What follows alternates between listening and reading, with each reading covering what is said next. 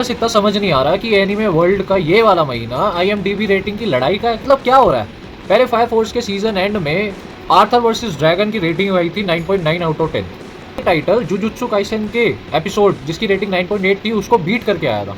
हाल ही में जुजुत्सु ने फिर से 9.9 की रेटिंग डाल के एकदम बराबर की टक्कर दे दिया फायर फोर्स को। मैं बहुत ही ज्यादा खुशी महसूस कर रहा हूँ कि मैंने दोनों एनीमे देखे और इन दोनों की एंडिंग आते आते मेरे माइंड का फक हो चुका है। पहले मैं बात करूंगा फायर फोर्स की, जिसकी स्टोरी टेलिंग एनिमेशन एकदम बैंग ऑन है भाई। डिल्यूजनल से बड़ा इस दुनिया में कुछ भी नहीं है और आर्थर इस बात का प्राइम एग्जांपल है। भले ही तुम्हारे सपने रियलिटी से बहुत दूर है, तुम उस पर विश्वास रखते हो तो तुम उसे अचीव कर सकते हो, भले उसके लिए दुनिया तुम्हें बेवकूफ बोले। डिल्यूजनल एक बहुत ही इंटरेस्टिंग चीज है। इसमें दुनिया आपके अकॉर्डिंग चलती है, दुनिया के अकॉर्डिंग आप नहीं चलते। दुनिया कभी इसे एक्नॉलेज नहीं करती। आर्थर को भी पहले लोग सनकी समझते थे, पागल समझते थे, बेवकूफ समझते थे। आर्थर का डिल्यूजनल सब पर भारी पड़ा। उसने सीजन के एंड तक आते आते सबको बिलीव दिला दिया कि वो सही का नाइट किंग है। जो कैरेक्टर वोल्कन है वो एक इन्वेंटर है जो कि स्टैटिस्टिक्स और साइंस में बिलीव रखता है। वो भी आर्थर के डिल्यूजनल को मान गया जब आर्थर ने बोला कि वो अपनी स्वॉर्ड से ड्रैगन को फाइंड कर सकता है, जबकि वोल्कन ने उसकी स्वॉर्ड में ऐसा कुछ मॉडिफिकेशन करी ही नहीं थी। डिल्यूजनल प्रूव्स कि तुम दुनिया बदल सकते हो अगर तुम्हारा खुद पर विश्वास है। आर्थर ने एपिसोड के एंड में सबको बिलीव करा दिया कि वो क्यों एक ट्रू नाइट है। बट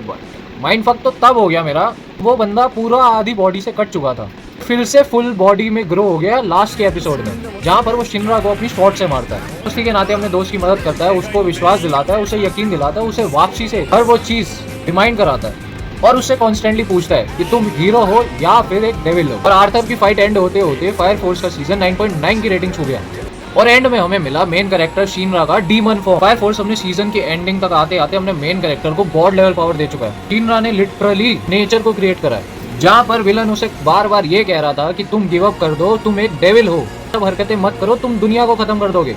जबकि in reality Shinra from the scratch world को क्रिएट कर रहा है, पर इस डिल्यूजनल वर्ल्ड में शिनरा खुद को एक हीरो मानता है। एनिमी कितना भी उसे प्रोवोक करे, वो अपनी नजरों में हीरो है, चाहे वो कुछ भी कर रहा है उस मोमेंट में।